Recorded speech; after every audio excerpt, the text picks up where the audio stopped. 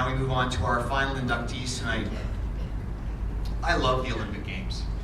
For me, the Olympic Games are the consummate sporting event. The majority of the athletes that compete for Canada at the Olympics do not make money from their sport.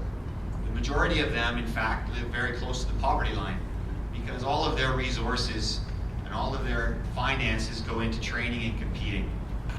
Yet they dedicate their lives for that one moment in time where they get the opportunity to be the best in the world. Our next inductees did just that. Please watch.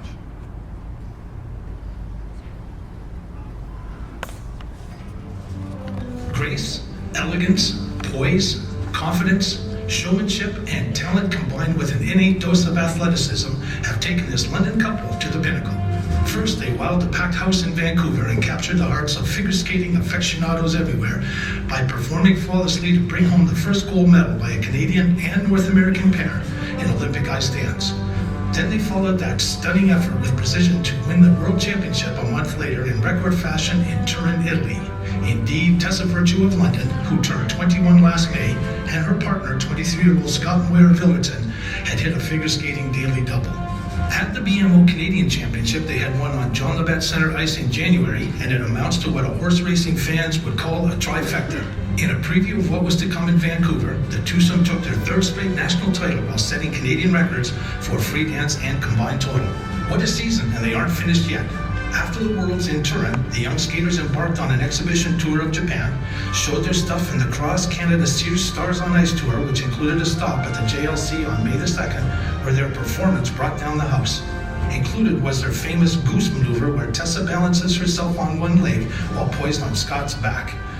It's evident all the years of hard work and 30-plus hours of ice sessions a week have paid off handsomely.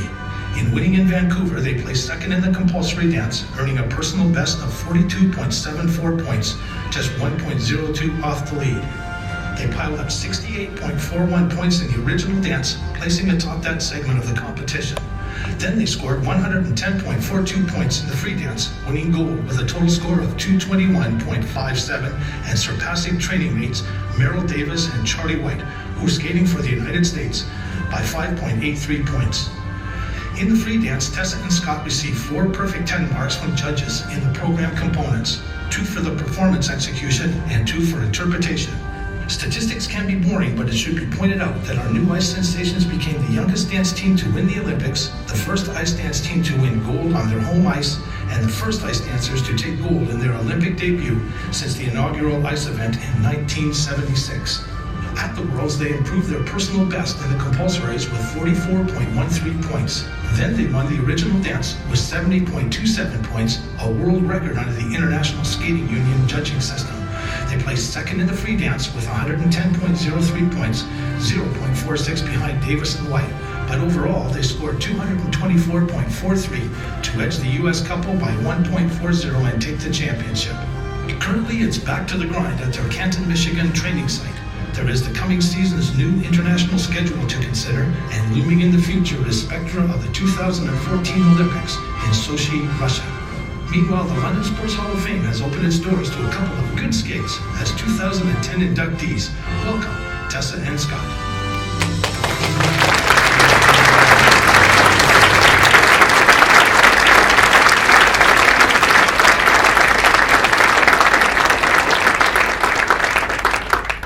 Presentation to Tessa and Scott are Debbie Wilkes, 1964 bronze medalist with Guy Revell in pair skating in Innsbruck, Austria, and William Thompson, the CEO of Skate Canada. I'd ask them to please join Tessa and Scott on stage.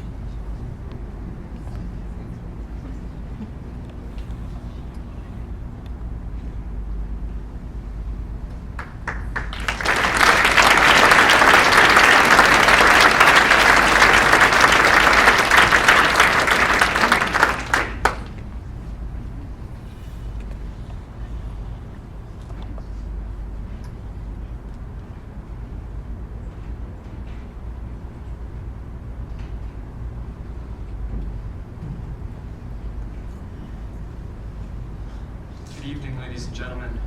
It's with great honor that Debbie and I are here tonight with you, honoring Tessa and Scott. We heard a little bit about what they won, but from the first time I saw them, I remember them making such an impression on me when they were junior ice dance champions. I wasn't in this job at the time. I was a ISU skating judge, and I watched them and I thought, oh, there's something really special about that team. And I don't think we knew how special it was. We heard a bit about how they did it at the Olympics, but they have rewritten the rules for North American dancers on the world scene. I mean, their first World Championships in Tokyo, 6th place. It's unheard of to come in and launch at the world level like that. The next year, 2nd place, very nearly won the whole thing in Gothenburg in Sweden. And then was the hard year. And then was 2009, and that's what everyone forgets in the moments of glory, was how difficult that year was for them. They struggled through it with an injury, and somehow we got to the World Championships. They still won a bronze medal. Most dance teams by that point would have done their free dance, I don't know, maybe 100 times, and they'd done it maybe 5. And I remember being quoted at the paper at the time, and they said, "What did you think?" I said, "I think it was amazing what they did with the year, the difficulties with the injuries, and had they had a full year, they would have crushed everyone." And it took a little bit of flack from people saying, "Oh, listen to this Canadian, he's off, on his ice about how great his team is, blah, blah, blah." And then we got to the Olympics, and under that pressure, I mean, I was a spectator, I felt like I was gonna pass out because the crowd was going nuts. Somehow, the Canadian team was a bit under fire. The first week hadn't been great. There's a lot of pressure on the athletes to perform, to start to win. Somehow they took that pressure and turned it into energy, and not a foot went wrong. That night at the OD, we always talk about the free dance, but the night at the OD was in large extent the night they won the games, because they brought that dance where Marilyn and Charlie had beaten them earlier in the year, and they killed it. It was perfect, and they absolutely stepped up above everyone else, and at that moment I was sure they were going to win the games. And you heard all the statistics, but 5.8 points in figure skating, because it probably doesn't mean anything to a lot of you. 5.8 points in an ice dance championship is like winning the 100 meters by 2 seconds. You are so far ahead of everyone else, you have absolutely annihilated the field. We could not believe it. I'm so proud of what they've done. They're so young, and they're only going to get better. So congratulations, Tessa and Scott. I'm thrilled we could